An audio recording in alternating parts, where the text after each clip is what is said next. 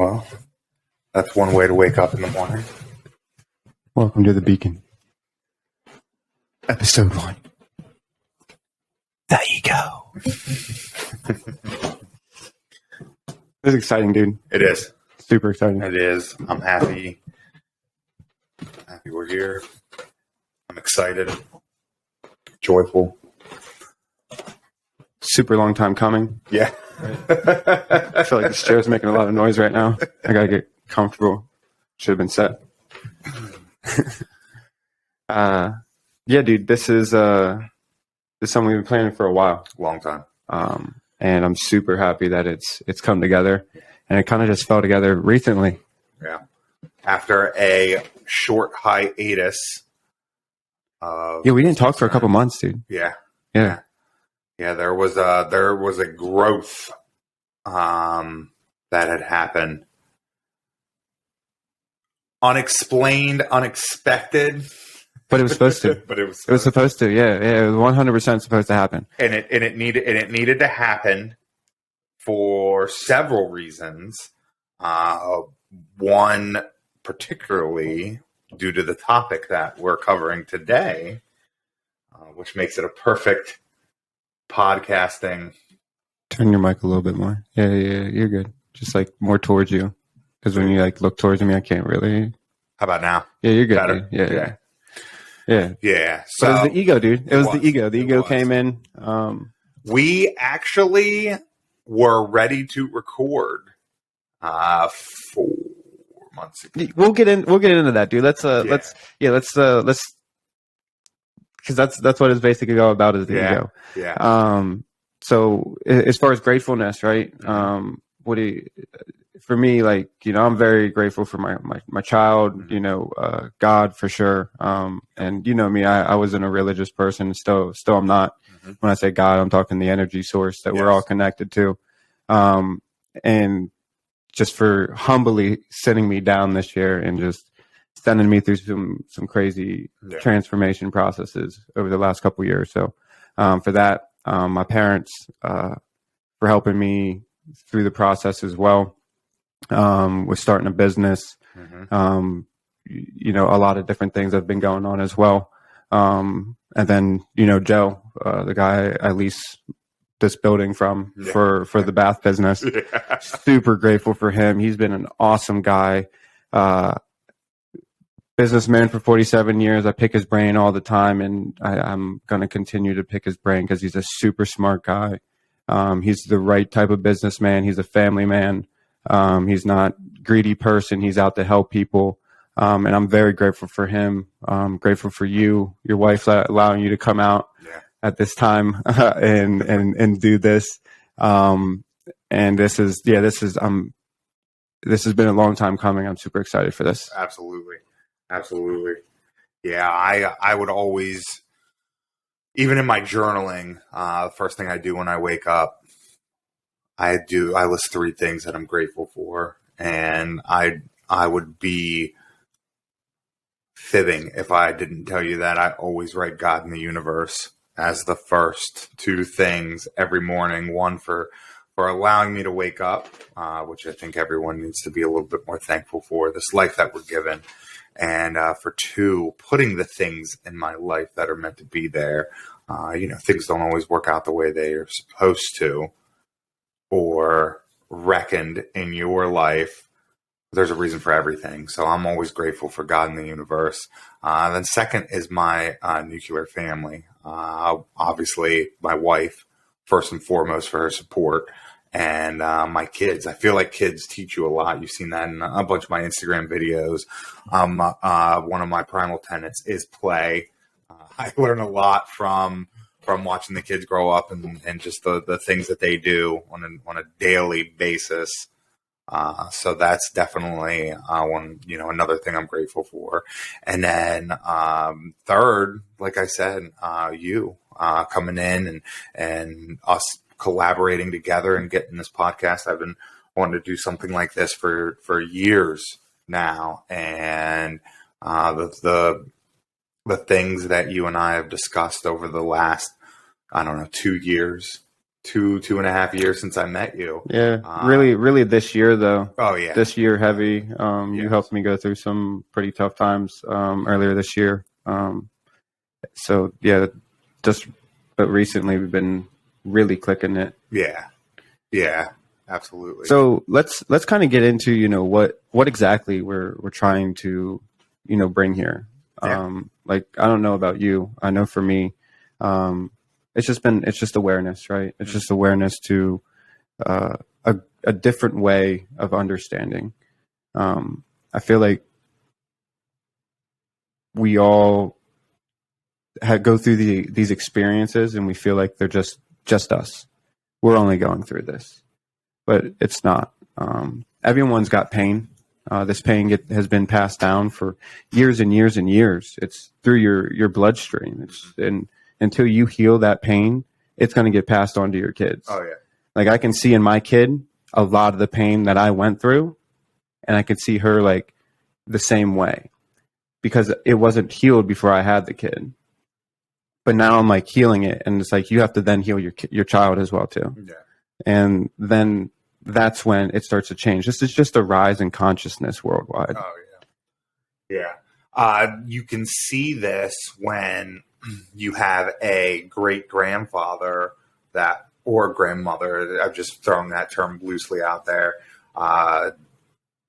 Not knowingly at that time disrespect their child. Well, at that time, you hear it at a young age, and then it carries on with you. So, be it a job or a circumstance, you're not ready for this, or stop being a dummy, or, little terms like that. That's why we do not use them in our household, because they carry on, and we wanted to end the buck with us. Because there's a lot of times that my wife will say something because I hear her mom say it to her. And then I've known that her mother's parents were the same way, that they would get down on their kids. And so it just becomes, like you said, through epigenetics, it just happens where, a lot of times people don't even think they don't even know they're doing it.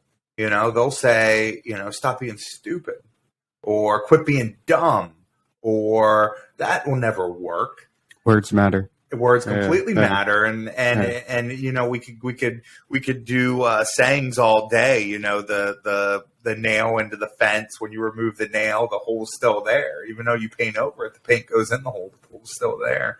And today, I just feel like people aren't understanding on a wider spectrum, but everybody goes through it. Everybody. Yeah, but it's even us, dude. It's even us. We do things. We say things. Oh yeah. It's everybody, and that's why it's got to be a rise in consciousness together, and that's what we're going through. I've said a lot of mean things. Oh yeah. I've done a lot of mean things. Oh yeah. I've done some real shitty things. And when you wake up from that, that's when the work begins. That's when life really starts, though. Oh yeah. When you start to see the judgments you make on people as judgments of yourself and not of them, that's when the real change happens. And that's where we're at. Everyone's in pain though. Don't feel like you're alone. This isn't it's not your fault. It's an experience where we're literally smaller pieces in such a bigger scheme. Like, we're a blip in humanity. So for us to think like our lives are like truly important, it's crazy. It's like we're just this little blip in a much larger game. And we just want to, go through different life experiences. Me and Josh, we both work. He's in sales and marketing. Done that for years. I run a bath business. So this is something we're kind of just doing on the side, is like to help people. Yeah. We do a lot of work with research into breathing, meditating, a bunch of different holistic stuff. I know for me, I went through years of depression and anxiety, suicidal thoughts, a whole bunch of different stuff. And the things that brought me out of it were breathing, meditating. It's literally that easy. Yeah. What about you? What all are you into? So ultimately, during the time period where I was at my weakest, and not just strength wise, I mean weakest mentally and physically and spiritually, I had to build myself back up. And I would say ultimately I'm a guideline kind of person. So I like to follow a path, not necessarily like, hey, you must do this to succeed or you must do that to succeed. I just like guidelines. I like tenets to follow, like kind of like laws where it's like, cool, they're there and this is what can help you. So ultimately what ended up helping me is ancestral tenets, going back to specific, just like I said earlier, like just one keyword play, one keyword movement, one keyword breath. What ended up happening is then you take your own interpretation and then you could research. My mind wanted to research each one of them individually, but I had my core tenets that I did. I just did my own research. So what ended up happening is like Wim Hof breathing. So I found him, and researched what he did and how and why it works for people and things like that. So ultimately I could come up with my own. Yeah, I don't mean to interrupt, but I think you got to keep more facing towards the mic. It keeps kind of like cutting in and out. Yeah. I couldn't tell there for a second, but it's just like you gotta sit back, keep your face more up towards it. All right, that's fine. Yeah. Growing pains right there. Right? Yeah, that's all it is, dude. Yeah. So ultimately what ended up happening is to go through a lot of the changes, I had to step back and realize, first off, that I could strip that away because everyone kind of gets into a husk. And then they're like, well, this is my life now. I might as well just live it. And then you become complacent and, more destruction occurs. So ultimately, once I realized, like, that's not you. Mm-hmm. Like, you do not have to be that person. You don't have to moan and groan and worry about things and have this awful life that can be passed down onto you. So once I realized that, and I was like, wait, everybody could be happy. Yeah, happiness is it's a choice, it's a mindset. But you got to be real with yourself on where you're truly at. I went years not being real with myself, years. And it takes a lot of work to really become real with yourself. It's not you wake up and just one day you're 100% real with yourself. And the people that get to do it that way, you're lucky. Yeah. You're lucky. If you have like a snap one day but it's work, and then it's work to change. Because then you get into the deeper, how do you change? Mm-hmm. You have to change a lot. You have to change people you're around. You have to change your thought processes. And when you get into the brain and how that works and how the neurons, fire together, wire together, right? Everything that fires together, the people you see every single day trigger the same thought processes in your subconscious mind. So to make change, especially lasting change, it's a repetitive, you got to get up, you got to do the work. And when I say do the work, you got to write down what you want, exactly what you want. You got to get specific. What habits do I need to change? And that's where, getting real with yourself is super important. Oh, yeah. And like one thing we want to do with this is, we want to talk about our weaknesses, right? As far as weaknesses, let's just say this week, like I know for me, I didn't work out enough this week. Gotcha. Right. Mm-hmm. I rollerblade. That's like my exercise. Yeah. And I kind of do like some breathing while I do it. Yeah. And it's like, it gets, you're doing 10, 15 miles. That gets tiring, But I didn't work out enough as far as muscular strength, ate too much, And then as far as, the ego came in, thinking about the ex still. Yeah. That's a hard one to let go. But we're working on it. It's a work in progress. Yeah. So what were some of your weaknesses for the week? I'd say I'd probably say my biggest was letting anxiety slowly creep in, probably about this podcast. Because I up until a few But how's that a weakness? days ago. So I would say that with my work in getting rid of anxiety, okay, not necessarily getting rid of it because it's there. It's it's like a beach ball. When you go and you push the beach ball down in the swimming pool, okay, it always tries to get up. And the longer you hold it, you start getting tired. You physically, mentally, spiritually, things start wearing on you. But then when you let the ball go, it's still in the pool with you, but it's not physically draining you anymore. Okay. So I've slowly throughout the years am learning to let the ball go. It's still in the pool. It could come back in every once in a while and brush up against your arm and say, hey, I'm still here. I'm building mechanisms to help with that. Yeah, okay? Yeah. Processes, right? Exactly. So like I had said earlier, I keep my life very, this is what I got to do today. I cross it off.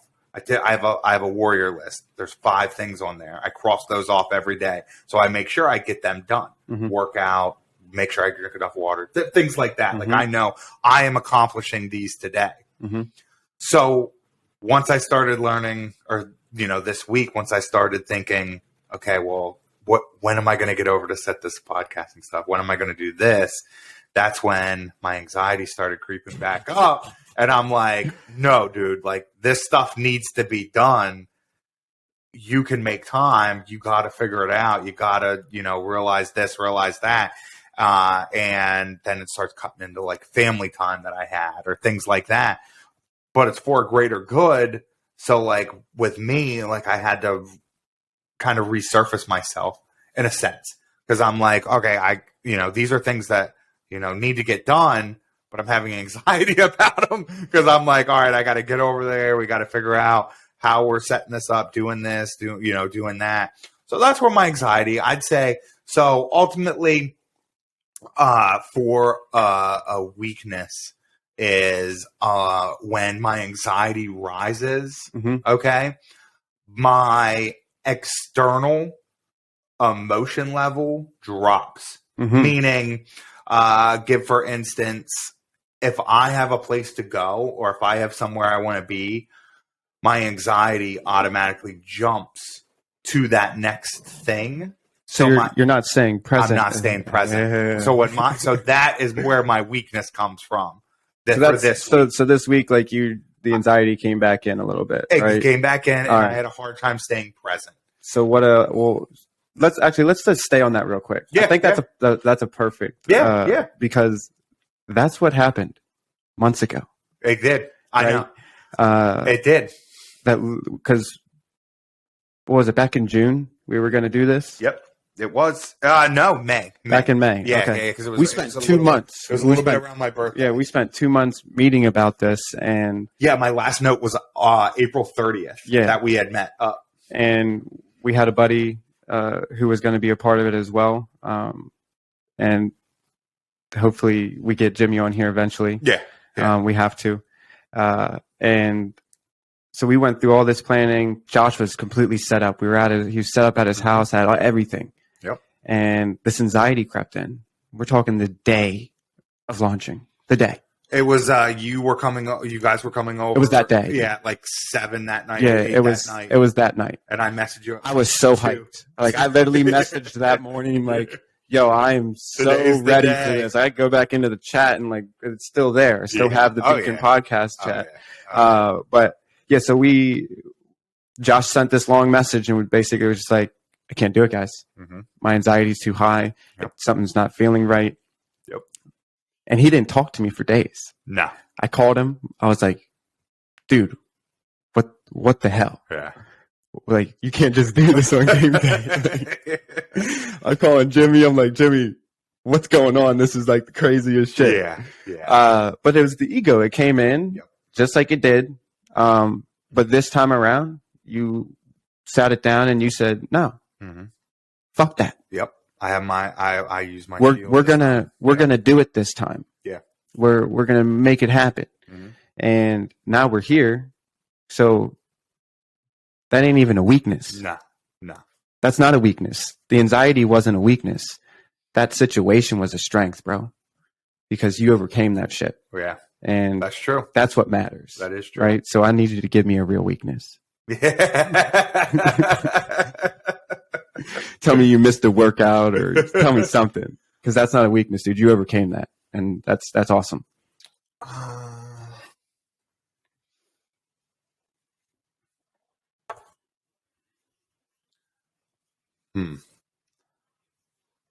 That's good. I like how you did that. I would say that ultimately, weakness wise would probably, well, it is sometimes eating habits go out the window. And that hits home. And I have the largest sweet tooth. That's my thing. Like, I don't care for food wise. Like, I'm cool eating anything that's on the table. I'm happy, good to go. But when it's sweets, and my beautiful wife decided to cook a pumpkin cheesecake. Oh, man.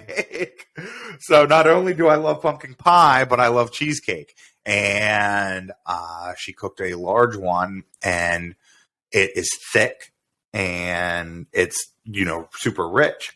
So she's like, well, I'm not going to eat it because it's you cooked it for me. Basically. Thanks, honey. Yeah. And so I'm like, well, it's delicious. So I'm going to eat a massive piece of it. And what's turned into another night of eating a massive piece. I almost hit a third night until I realized, hey, like, you've come so far. How far have you come, dude? How much did you weigh? So I weighed September 1st. I weighed 234 pounds, or 334 pounds. And yesterday I weighed in at 272. Boom. Yeah, that's huge, dude. Yeah, that's freaking massive. Yeah, I know. I'm stoked, dude. I go back and I have this one picture of me and my child when I was like 200 plus pounds. Yeah. And I'm like 155 now, and I'm just like, I don't even remember being that big. Oh, really? Yeah, I don't even remember the feeling of it. I mean, those were some really dark days. I was like an alcoholic in the military at that point. Yeah. But it was like, it's crazy. And the funniest part is how I got rid of it. Is I just literally did breathing, cold exposure, and meditated. And it just started falling off. Yeah. And I would stand on the scale, and then I would just imagine 10 pounds less. Just think 10 pounds less. I'm going to get to 190. I'm going to get to 180. I'm going to get to 170. And then all of a sudden I was at 150, and I was like, holy shit. I was like, all right, dude, I think it's time for you to start eating. I think it's time for you to start eating a little bit more. Like, I wasn't like not eating. Yeah.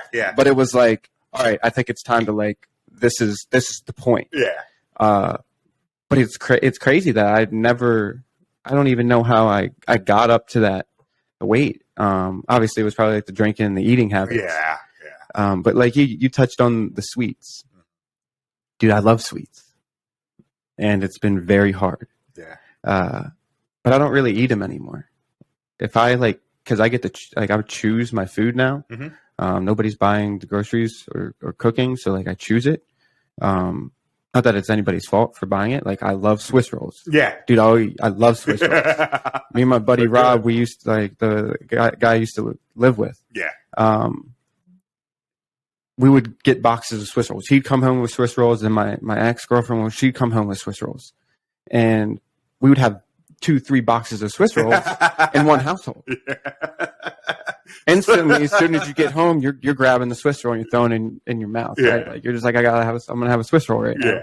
Yeah. But like I try to limit any of the sweets now. Yeah. Like very limited amounts. And as far as chips are probably like another kryptonite for me. Yeah. Dude, those Martin's hand cooked ones. Oh, yeah. Shout out Martin's. Yeah. Give us a sponsor. Because I'll house a whole bag of those chips along with like some dip. Hell of a good dip. Oh, yeah. Shout out to Hell of a good dip. But No, yeah, so that's but the eating habits, that's huge. And it's not the food, it's the stress eating, right? Yeah. That's what it is. It's That's the boredom. It's what are you doing with your time? Where's your ambition going? Are you ambitious at all? Or do you just work an 8-hour job and then you come home and you're completely exhausted because you don't really enjoy what you're doing? That's huge. That's huge. That's dude. massive. That is huge.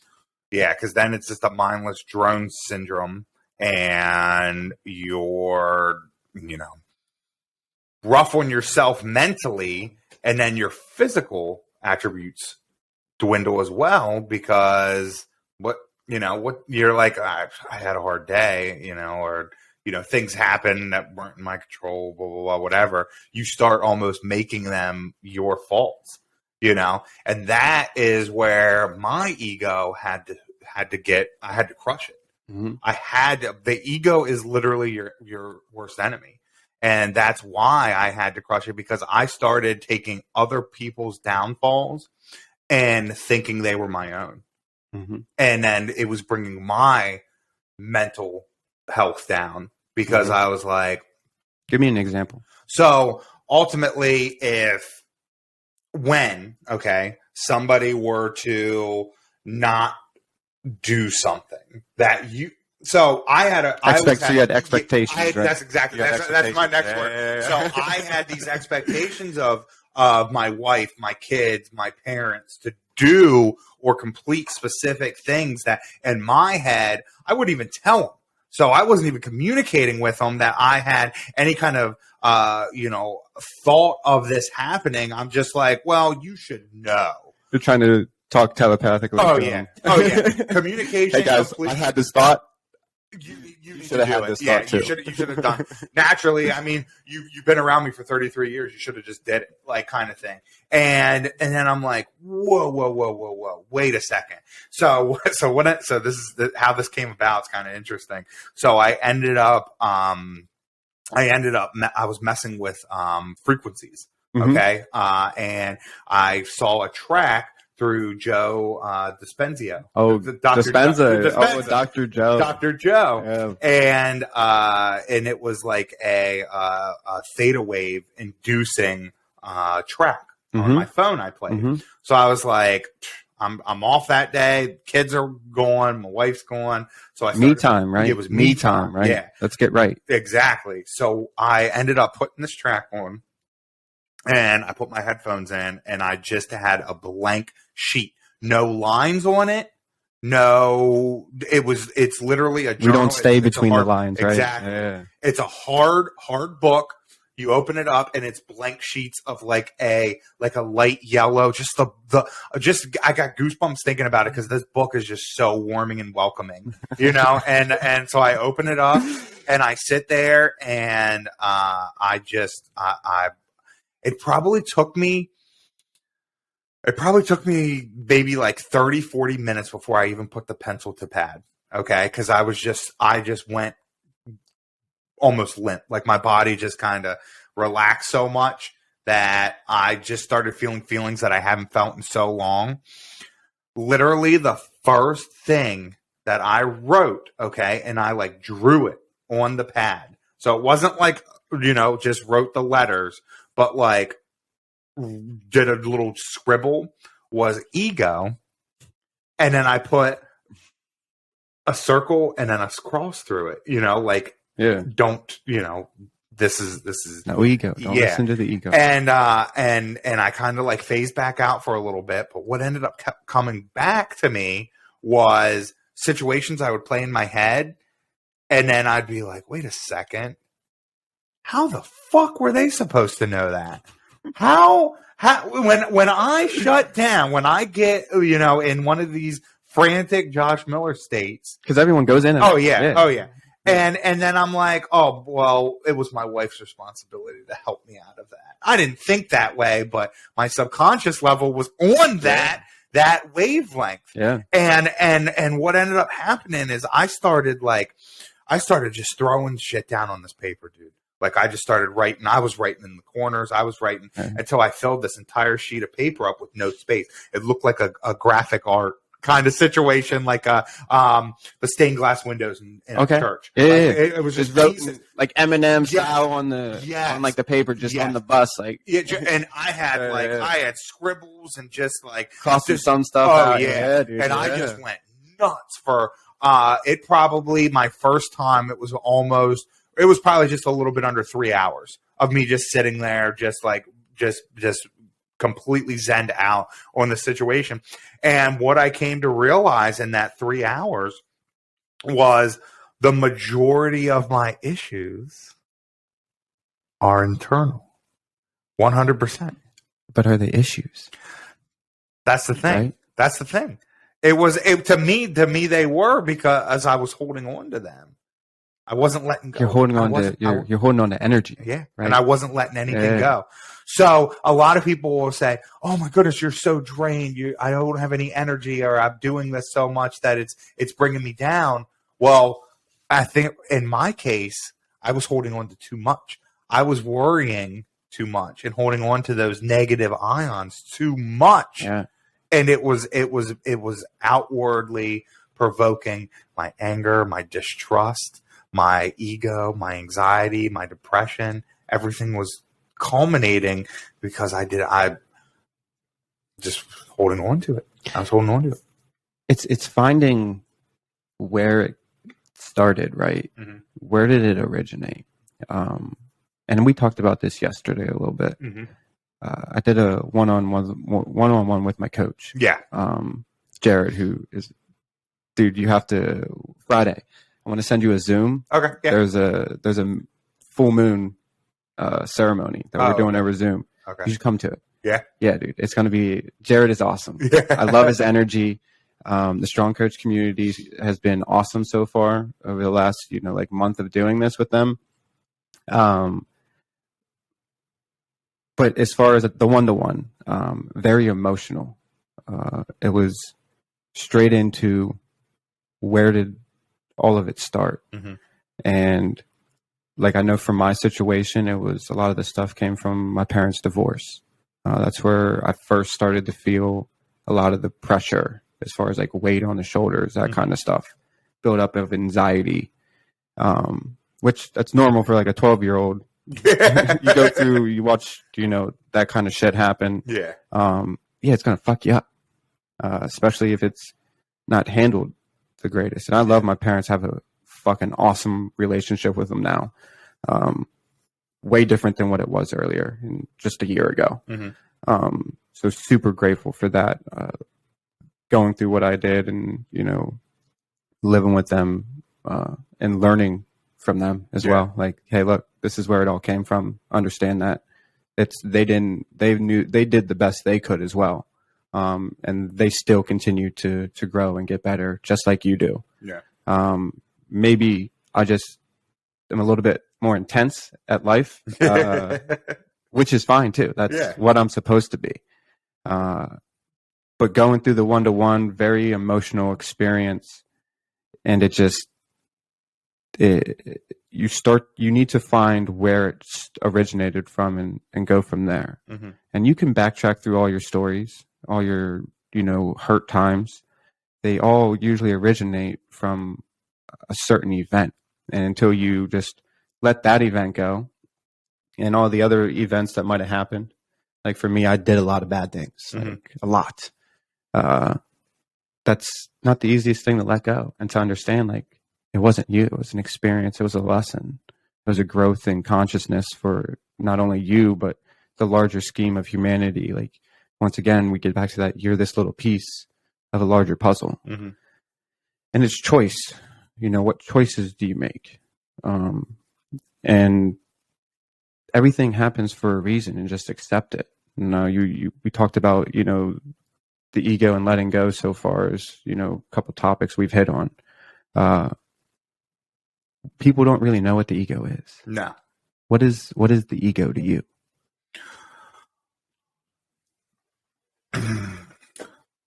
To me personally, okay, defining ego would come from the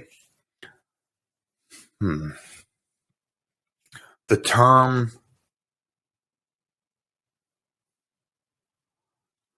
I would define myself, okay, as a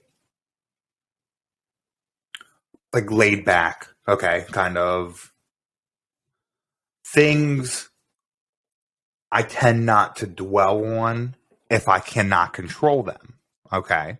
So before I had a hard time, I tried to grab onto things and hold it and not let them go and think about them and overthink, and then if it wasn't Force it. correct, Force it. Yes, force it. yes. So when I think about my ego, that is what I think about. I think about as an entity within me grabbing onto things, okay, and saying like, no, it should be this way, or this needs to happen, or else. Like that is ego is an actual entity, like Josh, Josh. Then Josh Ego. So don't forget about Josh Ego 3, Josh Ego Yes, 4, Josh yes. Ego 5, because Exactly. there's multiple layers Exactly. to the ego. Exactly. And once you start peeling those layers back, Yeah. that's when the real fun happens. Yeah. Because then you realize, oh, am I being cautious, or is it the ego? Am I being aspiracious, or is it the ego? And there's good. I mean, in my opinion, there's good and bad ego, right? Yeah, we talked about this. Yeah, We have talked yeah. about this about good and bad ego. I love your take on it. You know what I mean? Honestly, I didn't. That's not my take. That's Aubrey Marcus. I got that from I heard that from him, and I was like, yo, he's so right. Yeah. Damn, that's good. It was so simple too. Like, it was so simple. I'm like, that's crazy. But yeah, there's, but it's like when you start to watch them, yeah, there's good and bad ego. The ego is the voice in your head. Yeah. And when you come to the realization that the voice isn't you, like you're the awareness of the voice, Yes. that's the huge part. Yeah. That's where shit starts to click. And that's where you can start to catch yourself and catch your thoughts. Especially if you're like a self-sabotage person, right? You go in deep depressions and you have depression issues. It's all your mind, 100%.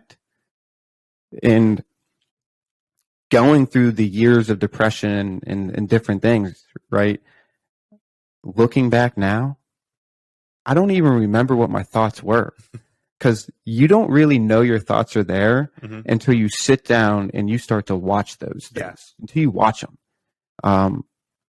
And then it becomes kind of scary. Yeah. You're like, holy shit, how long have I been thinking like this way to myself? And then when you start to change your thoughts and start to move them, the ego goes away, right? But then it comes back right away. It'll come back. Oh, yeah. The ego always finds a way to come back. But it's the voice in your head. It's the fear. It's the saying, I can't start this business because what if I fail? Or my parents, not me particularly, but in anybody, because people go through this. My parents said I can't do it. Yes. Or I'm not good enough. Yes. Or I was that told, won't make you money. Yeah. Or how are you going to take care of your family? How we're programmed to go to school, get a job, work 40 years, 65, retire, take your 401k, and then retire with that. Yeah. That's not living. No. That is being controlled. You are able to create whatever life you can dream of. All you have to do is get specific, put it down on paper, trust it's going to happen. Don't force it. Forcing it will cause chaos. Oh, yeah. Now, Oh, from chaos comes order. Yeah. but it will literally destroy you if you try to force things. But the ego is a very powerful thing, and that's probably something we'll tap into a lot talking about is the ego. But let's get into letting go. I think this is a really good topic because it's one of the hardest things to do. I know for me, super hard. I'm not a person that lets things go very easily, but I've gotten a shit ton better. And we've been talking for years now, a couple years now, and we've seen the growth in each other. And the letting go of jobs that we weren't okay with anymore, right? As far as just letting things go in general, let's talk about the biggest thing you've ever had to let go. Like on an emotional standpoint, or like a physical? The hardest thing you've ever had to let go of. The hardest thing. Yes.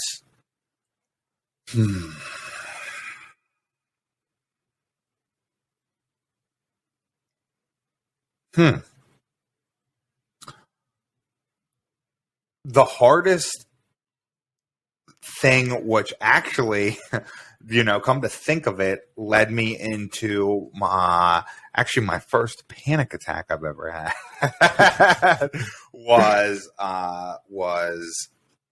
leaving like a comfort. So it was a comfort thing that I was leaving.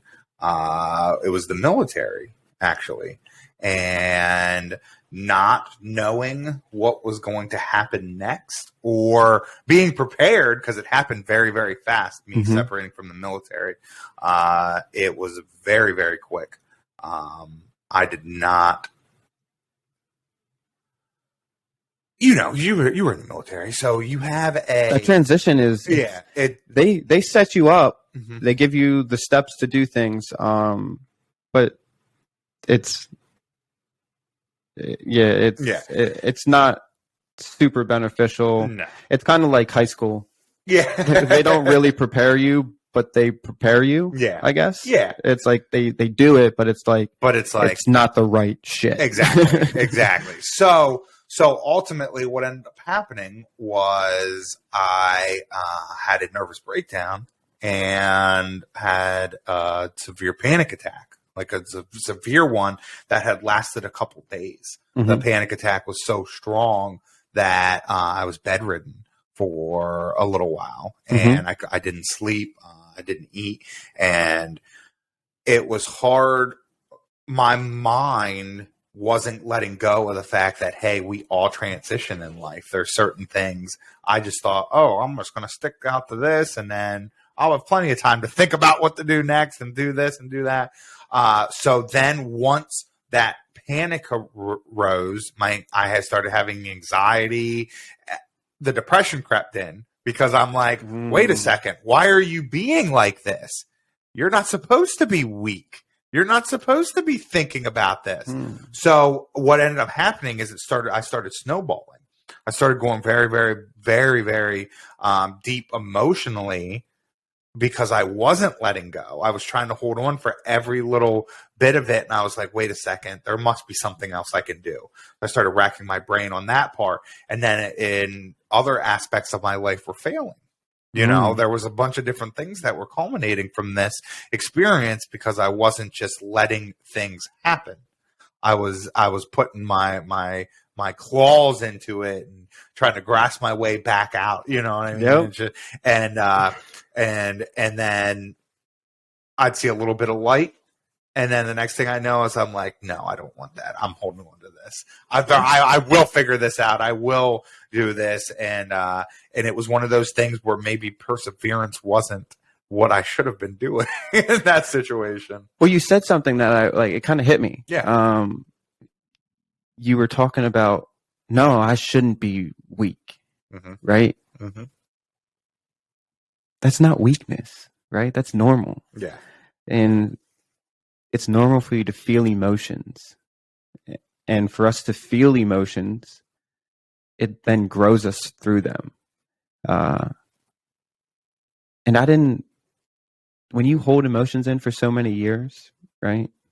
That stuff builds up, does not go away. No. I don't think I've ever been more emotional in my life than this past year. And releasing all that energy has been very, very powerful for change. Yeah.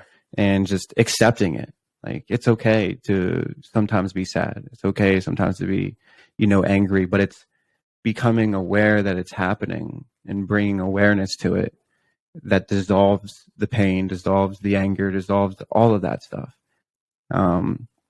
But you said that it was like a weak, like I shouldn't be weak. That's the ego sneaking in. That's what that is, right? Yeah. That's the ego. Oh, yeah. And there's like that good and bad, and then they fight each other. And then you're like, well, which one's right? I don't know. And it's like, what do? That's where letting go comes in. You just step back. You do some breathing, just some breath work. Just like,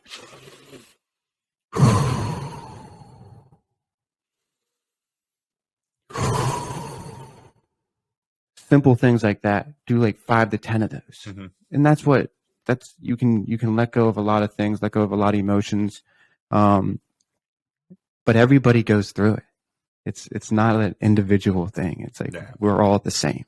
We all have the same insecurities. Mm-hmm. We all have the same fears. I wouldn't say the same, because those are definitely passed down through, belief systems from parents onto their kids and that kind of stuff. That's why it's important to find, what your beliefs truly are, based off of yourself. Oh yeah, I think that's huge. That's huge. And I held some resentment for my parents. I did, and that was very negative energy being held in me. And it's not their fault. It's what they were taught, and they did the best they could. And once again, it's a slight rise in consciousness as we go on. Mm-hmm. But I didn't do it the right way. I watched my parents do something, and then I did it. Right. Mm-hmm. That's where, like, my brother, on the other hand, he watched him do it and kind of went a little bit different of a way. But it was supposed to happen that way. Yeah.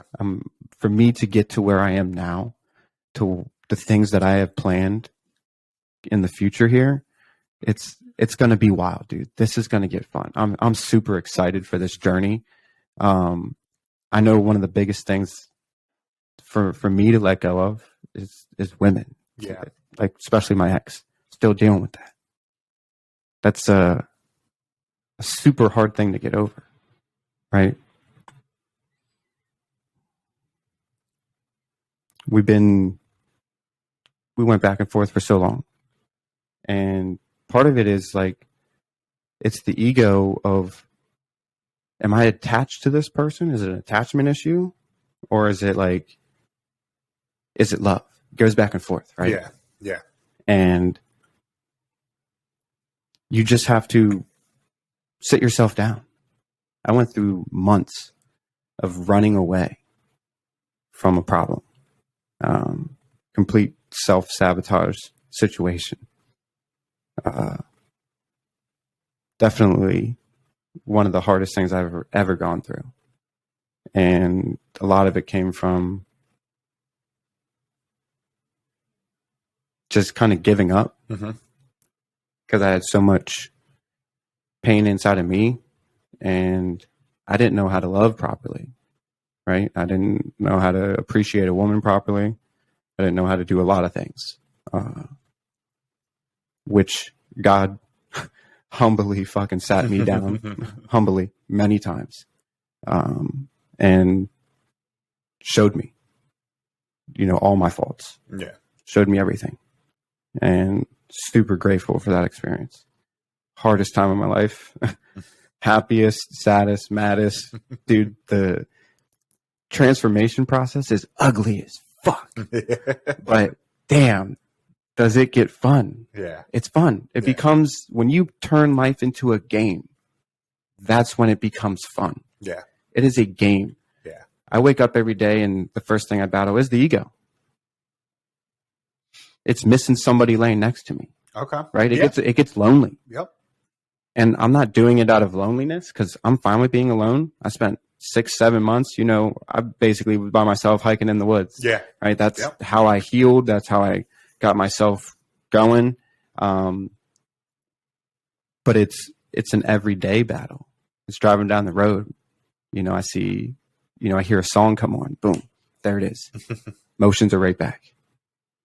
And it's like, are they real? Some days I'm like, fuck yeah, they are. Dude, keep going on the path, keep doing what you're doing. Eventually you're going to get what you want. And then there's other days where I'm like, why are you holding on? Why aren't you letting go? Yeah. So it's finding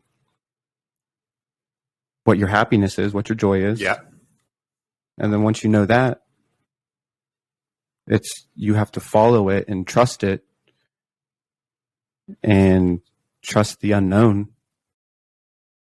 And just honestly, you got to just sit down and get real specific on what you want and follow those guidelines for what part of the ego to listen to, where to be empathetic, where, you know, where to be, you know, driven, where to be just, it's okay to be selfish sometimes too. I think you need to be selfish at some points. Have your time. Yeah. Oh yeah. That kind of stuff. Yeah. Yeah. I personally think that a lot of individuals do not give themselves enough time to do things. And that could be anything. That could be time to work out, time to go out for walks, do things like this. And it's wild to me because out of all the time in the week, out of all the hours, okay, that you have, if you work 70 hours a week, which is way, way, way longer than 8 hours a day. So say you work 70 hours a week and then you sleep 8 hours and then you play with your kids and do family time for 5-6 hours. There's still a half hour every single day that you can take for yourself. Although a lot of people will get on their phone and mindlessly scroll. That's an addiction, dude. Or do things. It is. It actually was just proven. I just saw the article that there is a social media addiction. Like it's proven. Yeah, that's a fact. Because it's a small dopamine hit on what you were doing. Like video games that have, you know, they learned how to tap into that. Like your WoW games and your MMORPGs. They learn, okay, if you do this little quest and then it dings, here's some gold and here's some experience points just because you did this little thing, you're like, oh man, this is amazing. And then the quests get a little longer, you get more for them a little longer, you level up. It's the same thing that they're doing in real life because what people end up It's like doing, training a dog. Yes. It's like training a dog. Here's a little cookie because you're listening to me. Yes. Right? Yep. And the social media, and it's such a hard thing not to go on. But it's like anything, right? Overusage is obviously bad. Yes. You do too much of anything. It can be bad. It can. No matter what it is. Yeah, it could be fitness and you could it can be too bad. Be detrimental. People think like addictions are just like drugs. Yeah. Right? They're not. Oh no. Sugar. Take away coffee from coffee drinkers for a week. Oh yeah. And watch shit blow. Yeah. People need their coffee. Oh yeah. Right? Are you I'm not a coffee drinker. Okay. I do every once in a while I'll grab something, but it's just like a change of pace type thing. Yes. It's not like I need this coffee when I wake up in the morning. When I wake up in the morning, you know what I need? I need silence. I need to sit. I need to stretch. I need to do breathing. I need to do meditation. Because you know why? Because if I don't, 11 o'clock will hit and I'll be like, why is my attitude like shit? Yeah. I can feel it. I can see that. I can feel it in my body. It was like 2 weeks ago. I was riding with my guy Shane, one of my lead guys. We're going to a job site and we're going to do like an estimate. I pick him up. We're driving down the highway. He's talking to me. He's like, yeah, man, I think we need to get some electric blankets for the walls because it's getting colder and they might chip. They're starting to like moisture up, that kind of stuff. And I had been just in my head all day. Right. And I kind of like snapped a little bit. I didn't really like snap on him, but I was just like, dude, we're not the only ones that use these walls. Like other people install these walls all year round. we can't be the only one. Like, we'll just find a way, right? Yeah.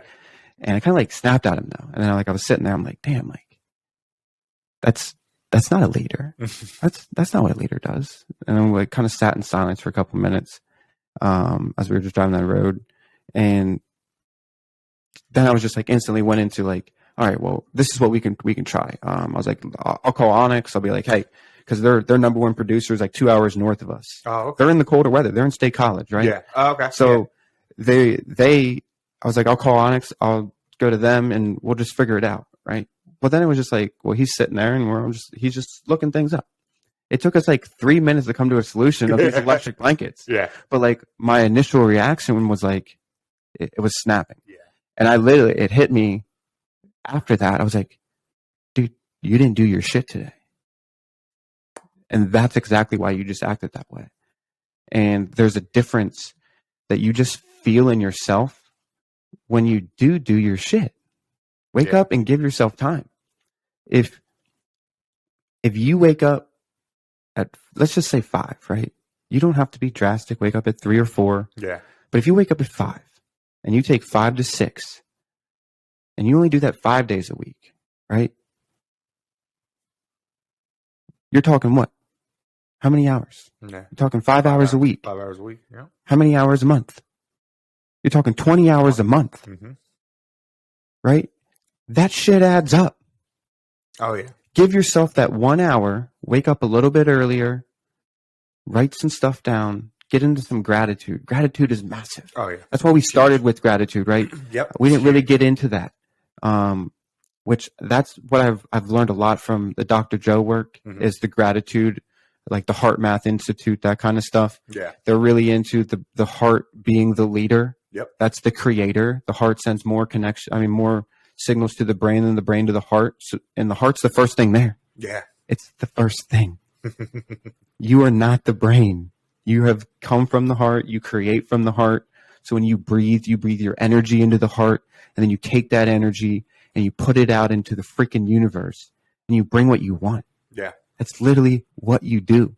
You talk about what you want, you believe it, you love it, and you put it out there, and you continue to put it out there, and you continue to believe in it, and then watch it come. Yeah. It's amazing how that stuff just starts to happen. It really is. But let's kind of get back into the emotion sides of things, right? What do you do to control emotions? Like, what are your techniques? So,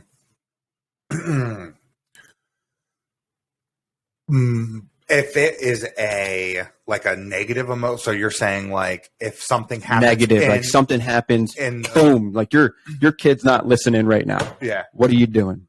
So ultimately, my first is to step back and look at the situation and not to jump in and like, head first. Like I don't ever want to portray to my kids or to my wife or to my family or to anyone around me that, I can't keep my head on, because I used to be like that. I used to be very, very quick to, be like in the mix of things. You're not alone. So ultimately, I have learned myself, okay, to take a second.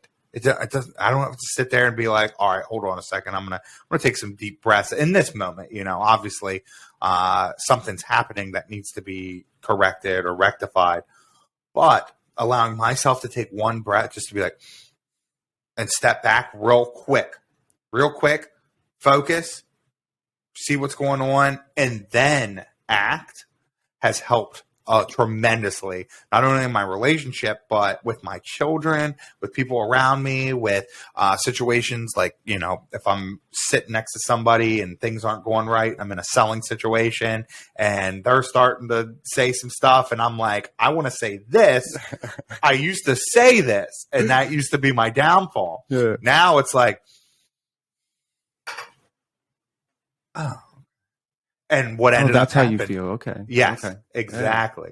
Yeah. And what that allows me to do is that brief pause Mhm.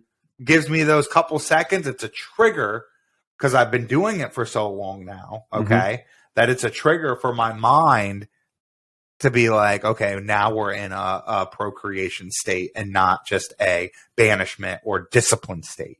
Right. Okay. That's I can relate to that heavily. I was a very fly off the handle.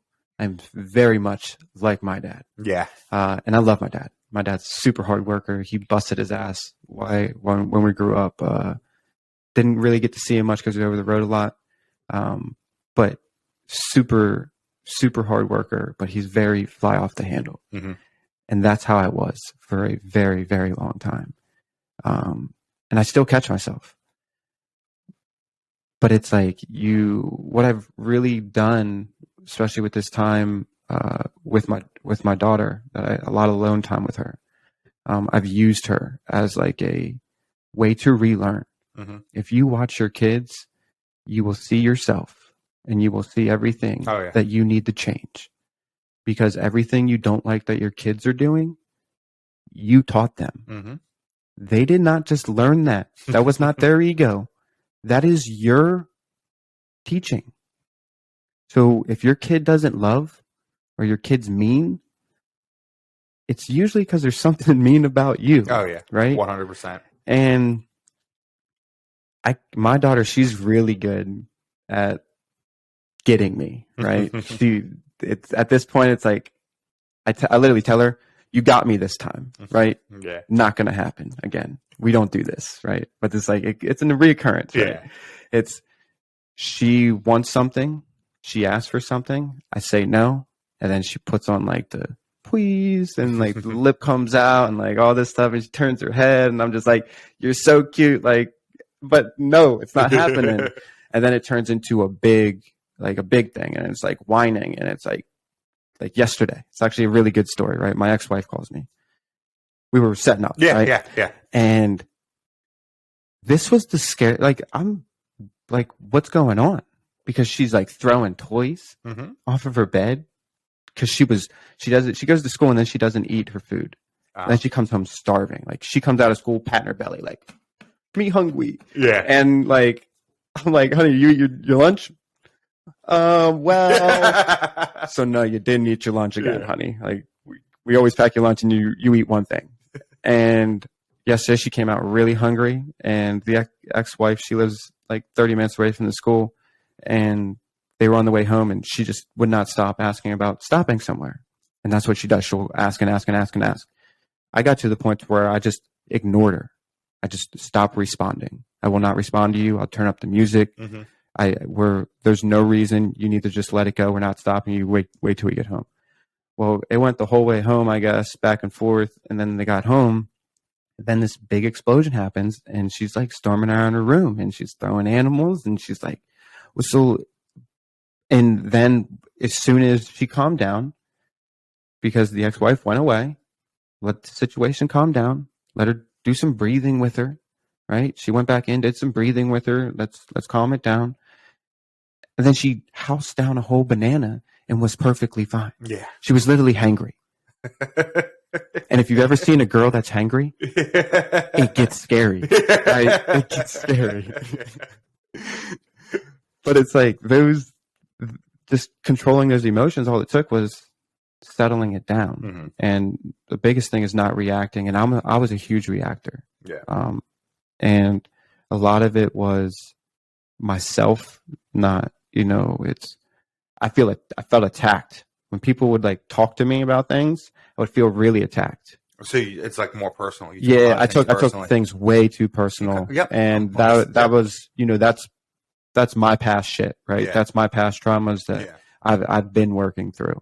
But that's awareness, right? That's a rise in consciousness. That's growth. And that's what you look for, is you just look for the growth portion of things and you keep going. You're going to have really shitty days. Yeah. Accept it. You're going to have days that you rock out. I have days where I'm driving down the road smiling, no music, windows down. And I'm like, you're a fucking weirdo, dude. What are you smiling so much for? And it's like, wait, hold on a second. Why are you not smiling like this all the time? So real quick, I had a come to realization about this. Okay.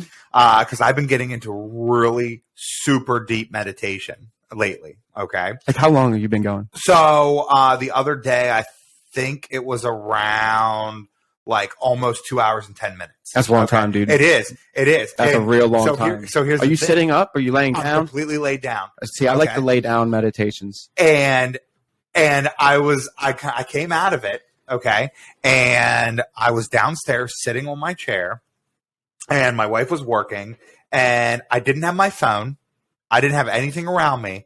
And I was just sitting there and I was smiling. And I was just like relaxed. And this is what my mind, okay, this is exactly what I went to. I said, Josh, what the hell? Why do I feel like this? I started getting anxiety. Okay. Listen to this. Listen to how my mind works. Okay. So I started getting anxiety because I was like, you should be doing something right now. And then I'm like, well, I don't have, at this point in time, like I scheduled this block to be able to have me time. So I'm like, there's nothing I need to do. And then I'm like, what? Like my chest feels odd. Like I don't usually feel like this. My shoulders feel good. I'm like, my breathing's really good. I like went and I took my temperature to like make sure I wasn't sick. Like I started like getting a little panicky and I'm like, why are you doing that? I'm like, holy fuck, dude. You know what happened? I'm calm. It was one of the first times that I was so calm that it almost scared me because my body was not holding on to anything. And what ended up happening in that point, okay, in those 15 minutes of me realizing what the hell was going on, I'm like, holy shit, is this how other people feel? I'm like, damn, dog, no wonder people were like, walking around smiling all the time and stuff like this. Because because it takes me meditation to do that. Some people might just be able to get to that naturally just because that's who they are. You know what I mean? Like, so I'm like, holy smokes, this is incredible. And this literally just happened like a few days ago, like last week, that I was sitting there and I was just like, holy smokes, this is out of the world feeling. Like, I mean, like I'm saying like there was no weight on my shoulders. I was taking these crazy, awesome deep breaths. Like I was in the most relaxed state I've ever been in. So Lauren asks me, she's like, hey, what's up? Like she kind of realized like what was going on, knowing it wasn't anything negative, but she realized like something was going on with me because I was just chilling. Like I was straight, just chilling, no TV on, no nothing, just like kind of just like dazed because I was just like having these internal dialogues with myself. And I just told her straight up, I was like, I'm vibing. And she laughed about it. And she was just like, she's like, okay. It. But truly, deeply down in, I almost felt, I wasn't an almost, I felt a little vibration in my body. Oh, dude. Okay. I feel it all the time. Yes. Yeah, it's because great. I was in such a state of almost otherworldliness. You know what I'm saying? Like it felt like I literally was at a point that was euphoric. There was no drugs involved. I didn't have caffeine in my system. I had no nootropics, nothing, no mushrooms, no anything was in my system except pure 100% joy. And that was the most breathtaking feeling I've had in so long. Like it was ridiculous. So anyway, my story, like why I brought that up is because I was thinking to myself, holy fuck, if people can do this if people can do this naturally, like if there are people out there that feel like this on a daily basis, oh my gosh, I want to study their blood and figure out how to put that in a little bottle. Because I'll tell you what, man, for the rest of the day, I was firing on all cylinders. It was like I've been a V4 my entire life, and now I was a V8. Like I was zooming. I was getting shit done, and it's incredible. That's a beautiful story, dude. That it's like that, because when you don't feel that way, you think that's normal. Exactly. And I know for me, like I spent I didn't really work for like 6 months. Actually, between the last 2 years, yeah, I took a lot of time off. I took personal time. I did the calculation. I had about a 12-month period between the last 2 years Oh, really? that I was basically off. Yeah. And I used a lot of money that I had saved, and I just took that personal time. And that probably is the greatest thing I ever did, because I spent so much time sitting by myself, a lot of time writing, a lot of times in the woods, just watching nature. Yeah. But when you get to the point in the meditations, which they're hard, start with 5 minutes, go up to 10 minutes, then go up to 15, and then start challenging yourself and get real specific on what you want. There's no such thing as a bad meditation. No. Because if there is, I have bad ones all the time. But it's like you go in there and you're learning to just watch the thoughts. Yeah. That's what it is. It's watching your thoughts. So then when you have negative thoughts, well, now I have 3 grateful thoughts. Yeah. I think about this one negative thing. Well, I'm going to think about the 3 or 4 grateful things that I do have to think about right now. And that's been a game changer for me. I was a very ungrateful person. Yeah. Super ungrateful. There is nothing but gratitude for the people that have gotten me to this point, for the business. Cody, my lead guy, he's been here since the beginning. Yeah. That dude saved the day. We wouldn't be here without him. As far as my parents, started this out of my dad's garage. Yeah. Right. And just grew from there. And without them, I wouldn't be where I'm at. Yeah. And without them, I wouldn't have had all the time off, been able to keep the time off. But the gratitude is such an important part of everything. It's an important part of creation. If you're not grateful for what you have now, you're not going to have it in the future. No. It's going to go away. Anything you don't stay grateful for will be taken from you. And it's not actually taken from you because like you're letting it go. Yeah. That's your mind letting it go. And just some tips to control emotions is just simple as breathing. Yeah. Take a cold shower. I know it sounds crazy. Trust me. It's crazy fun once you start to do it. And like when you can stand in cold water for 3+ minutes in a shower, you come out just so focused and so refreshed. And then you're like, you just conquered something crazy, right? You conquered the cold, which nobody likes to get. Nobody likes the cold. No. I love the warm. I love hot showers. Yeah. But I love the cold. I love to get in the cold creek. Let me sit in that thing for 10, 15 minutes and just feel the energy of the water passing through me, right? And just try and feel your emotions and your presentness. Staying present is huge. Oh, yeah. Don't go into what you think the future should be like or where you think you should be at. This is where you're at. What do you have right now to be grateful for? What in this moment? There's always something. Oh, yeah. The world could be ending. You are still breathing. Mm-hmm. That is one thing to be grateful. You're breathing. Oh, yeah. You spoke about this. One of the first things you do is, you thank God when you write down your gratitude. Yep. That's how I wake up. It's a slow wake up.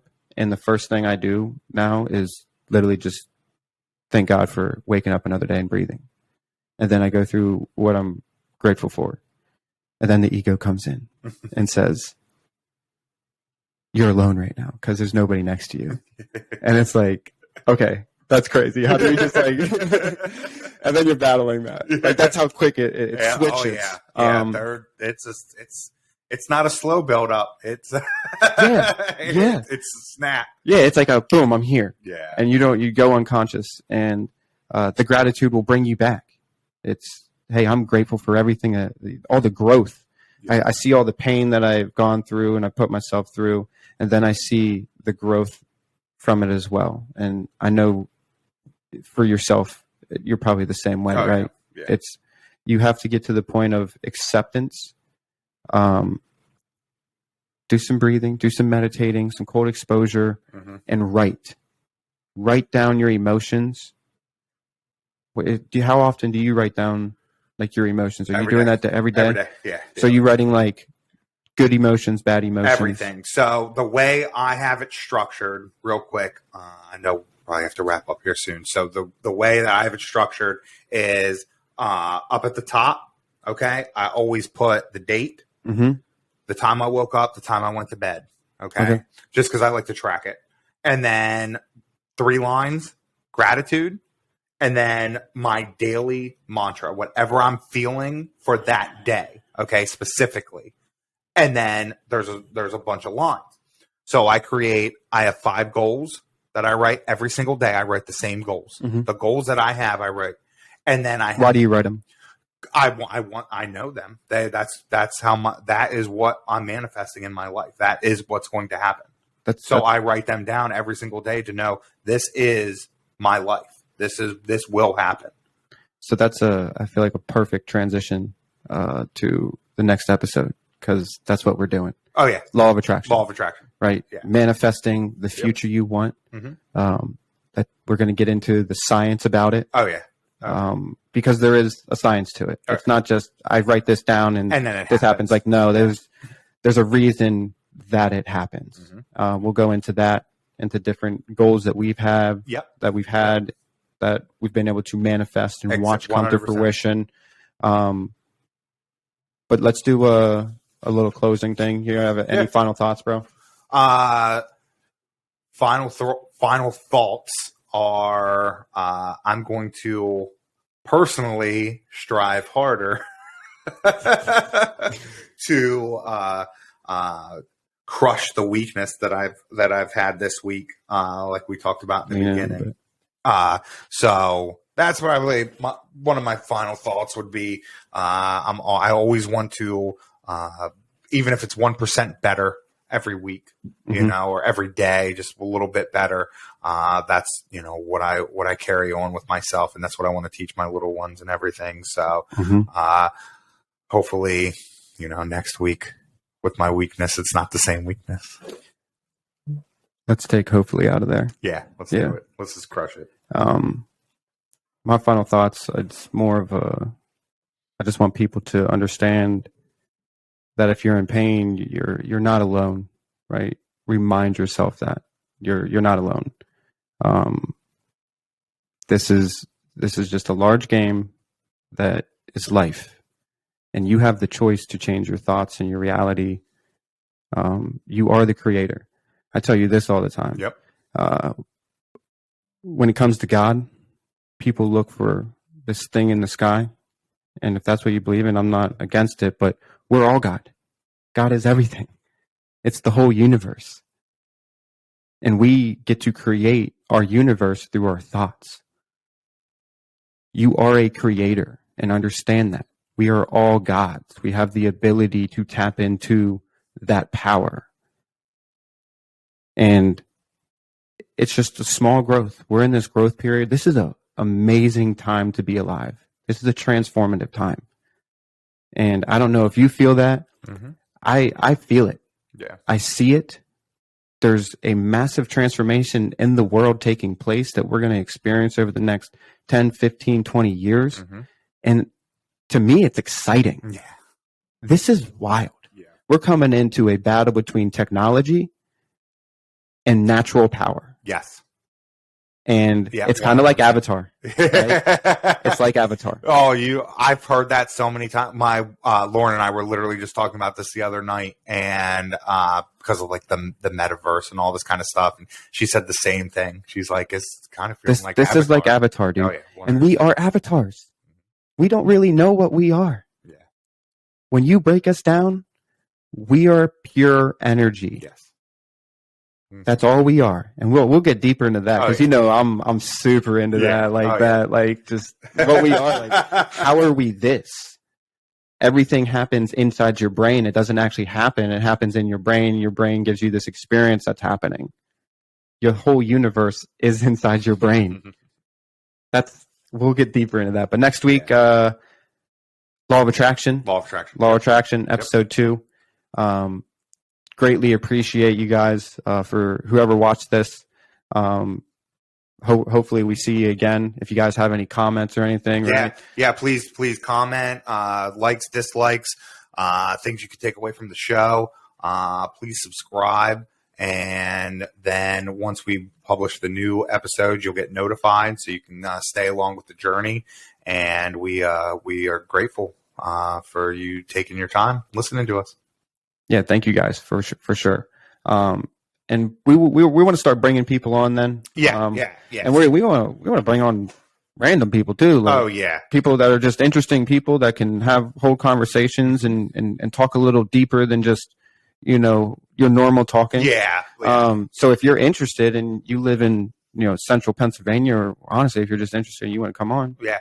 And we also have the capability to do a virtual. Yeah, we can do Zoom. I prefer to. We can do it both ways. We could do both ways. But we prefer you sitting with us. Yeah, but thank you guys. We have to go get ready for work and everything now. You guys have a blessed day. Yes, 100%. And thank you for watching. Take care. Thank you.